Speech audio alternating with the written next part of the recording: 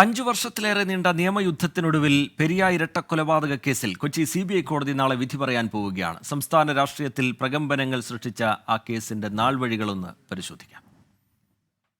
2019 ഫെബ്രുവരി 17-നാണ് ബൈക്കിൽ സഞ്ചരിക്കുകയായിരുന്ന യൂത്ത് കോൺഗ്രസ് പ്രവർത്തകരായ കൃപേഷിനെയും ശരത്ലാലിനെയും കല്ലിയോട്ട് വെച്ച് ഒരു സംഘം തടഞ്ഞു നിർത്തി വെട്ടിക്കൊലപ്പെടുത്തിയത്.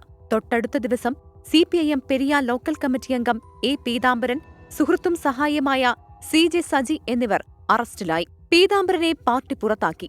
അന്വേഷണം സർക്കാർ ക്രൈംബ്രാഞ്ചിന് വിട്ടു. SP VM മുഹമ്മദ് റഫീഖിന് അന്വേഷണ ചുമതല നൽകി. എന്നാൽ മാർച്ച് 2-ന് SP മുഹമ്മദ് റഫീഖിനെ തിരിച്ചയച്ചു. പിന്നാലെ സംഘത്തിലെ DYSPക്കും CIമാർക്കും മാറ്റം. പ്രതികളെന്ന് കണ്ടെത്തിയവർക്ക് പുറമെ മറ്റ് പലരിലേക്കും അന്വേഷണം നീളുന്നുവെന്ന സൂചനകൾക്കിടെയായിരുന്നു അഴിച്ചുപണി.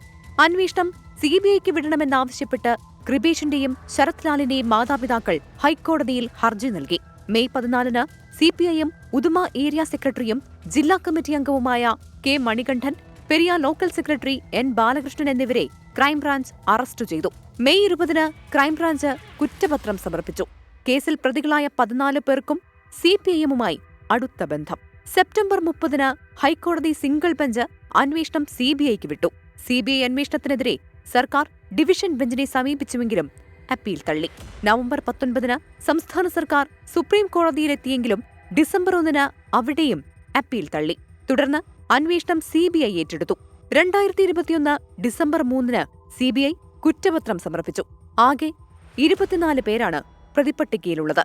CPIM പെരിയ മുൻ ലോക്കൽ കമ്മിറ്റി അംഗം A. പീതാംബരൻ ഉൾപ്പെടെ 14 പേരെ ക്രൈംബ്രാഞ്ചും മുൻ MLA KV കുഞ്ഞിരാമൻ ഉൾപ്പെടെ 10 പേരെ CBIയുമാണ് അറസ്റ്റ് ചെയ്തത്.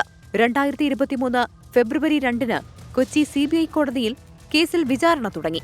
2024 ഡിസംബർ 23-ന് വിചാരണ പൂർത്തിയാക്കി. Research desk 24.